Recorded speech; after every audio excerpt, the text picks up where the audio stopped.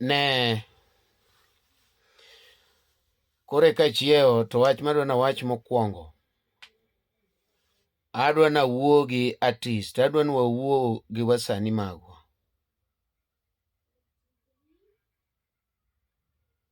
Ngima jathum otenore gi social media. Ngima jathum otenore gi social media. Omiyo in jangolo ma social media okitegno. Ng'ato ka ng'ato nyaka bed gi weakness ne. Many ng'ama otegno e social media. Adwa miu mana for example, ji achiel ariyo adek. Osito Kale, the legend himself, noduogo Vuma malich tok ka president osedhi Kisumo. Uhuru inie rais, Uhuru inie rais moromo. Nikech social media, jomono make simu, jomono nene ke ang'owa, jo YouTube, mosito chako Vuma mi paro ni ya. Kore ka en jathum mowuok manyien. Social media. Atomi Sifa. Ne en jathum modhi makari ochalo kagima dwa nolal. Kano duoge media, haijalishi ni ati uduoge media ati mang'o. Kano duoge media, nyako ga obina nomanye mondo gitim collab. Gigs noyudo ka gi kaja. Social media. Inyo be. Wan gi nyathi moro ka moko dwar nikech kiere. Iluonge ni papati. Nyathi no rieko ng'e ni social media ka. Owero nyaka gik moko chikore gi joluo. Owero ne Brian Chera. Jomoko koni ni kia ang'o iselal. But pod odong e social, pod odong ng'ama iwacho wachne. In fact, kudwa ng'ama dikoro kwach wach ne en papati. To nikech pod osik e social media, o maintain, ong'e maber ni un joma dwaro negativity. Negativity no otimo manoma. To pod ubiro manye. Manyo papati. Nitie ji ariyo mamanyi. Jomoheri gi jomoko heri. Jogo manyi te.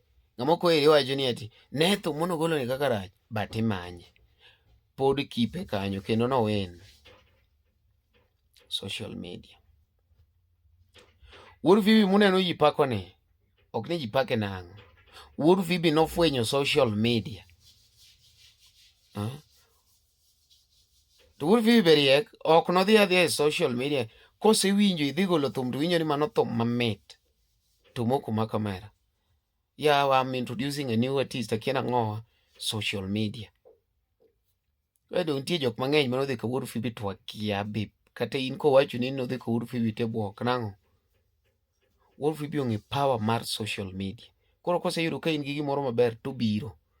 Ubiro live. Emomiyo ji ong'e Wuod Phoebe pare kiwa studio. Social media. Jeff kanofwenye matin. Jeff Unyatanga. Ma wachwake gi Jeff Omera ma. Jeff kawuono nokawo kombe. Social media. Inda Unyandare. Inda gimokete kacha ji wacho Illuminati kiaring kianang'o. Gone uru social media erokamano. Inda ung'eyo power mar social media kendo keto joma responsible e social media kanyo. Endo ng'eyo ni social media opogore gi Evans. Ong'e ni macha Prince Inda mane e Facebook cha. Koro okonya duoko gima Evans oningo duoki. Gima Evans oningo duoki ground. Gima Prince Inda oningo duoki. Koro mane mayudore e mbui. Power of social media. Jomoko bedo advised. Ng'ato upcoming thumbe moro achiel oseringo. sayudo jomoko moluore mawuondore ni gin over machua.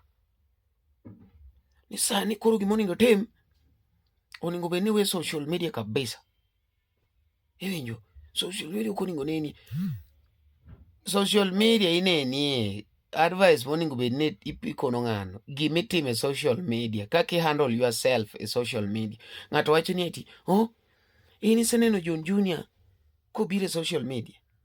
John Junior nok biga e social media nikech noonge competition. Injo. To ka jok moko machalo kaka Omondi Makangoe gini nosechako biro. Donyo ka John Junior timo kata advice, advert. Kizungu no baga mana ni advice. Advert. John Junior himself timo advert social media mbui. Ya watu wangu. Social media. Koro kik ng'ato wuondi in upcoming. Ni ng'at moro machalo kaka Mzuka Kibao dwa timo ni interview tipuuza. Injo. Ajwang Junior. Jo media gite kata obed mana dope kid, kata obed mana kata en mana gi one follower. Respect that call. Gimitimo en niya, you handle yourself. Ti jok moko ma kiburi chapo ni ati Omari no kik itim go interview. Kia ng'awa kik itim go interview. Ne uru Odos Jasoba. Gimono wacho mana matin ni bwana. Odongo swago kwalo thoma. Sani Odos Jasoba chako winjore bwana. Odos Jasoba kendo ochako mako social media. To kodhi kako odhi no, kako odhi no. E kaka ji dhi. Anyocha bedo gi committee. Bedo gi some friends. Okona ni I should sit back. Kika yuda e social media. Bede social media. Gimitimo emiloki. Kaki handle. Jok mang'eny timo PR. Gimiwache kamera opogore gi in. And that is life. Ing'e maber ni in gi mon mang'eny. Tibire kamera. Mondo kik ang' igori noma. Wach ni yes, an ka. Ya ng'ato to nitie. En nga. Mano my private life. Koro mon michodo mang'eny kate ong'e ni ng'ani ong'e ni ng'ani ong'e ni en. Gimonego itim en kaka handle yourself. We don't run away from media. Bed ng'ama machua e media no. Ka ng'ato manyi yie. Koro yie mine kaka itim. Ang'e jok mang'eny monoringo media ni mondo mi kore ka manygi. Lal. Jok ma advice ofuo ka chieth. Ung'e media un.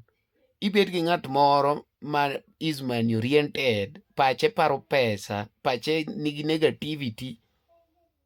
Ni e social media ng'ano tieki. Ng'ano tieki. Ng'ama goli e social media ng'ano tieki. Kata ni uluongi Ramogi TV. Kore kisungori mang'eny. To Ramogi TV to nigi wide range. Gima kik itim, kik isajo Ramogi mondo keti. Iwinjo. Nikech inyalo yudo platform kata simbi. Kik isa Ramogi. Ni okupanga. But kopangi to dhi. Ni uchula pesa di. Ichuli pesa di. In gi coverage ma de chulin. Ramogi TV mi coverage. Dhi. En mana ni nyalo dhi to yire makuri gori noma. Koro kwa blame Ramogi TV. Wa blame. Ibiro kumari ira. LTN tigori noma. We don't blame LTN. We blame you. If they ignore any other place. Onge media mago ng'ato noma. Ine migori noma. Ni umari no kitimo go interview. Chieth guok. Ine migori noma interview. Ipenji penjo tiduoko ka meru. Penji penjo maber iduoko kolundi. Mok iduoko gi pride. Kang'o segore noma. Ni umari goya noma. Ni umari no tieko ji. Fuo ka chieth. Itiekori kendi. Media kik run away from. Kata bed ni otin gi followers kata ng'eny go. Makuru media motegno. Chieth guok. Unulo prensinda. Magi ang'ogi. Mak media.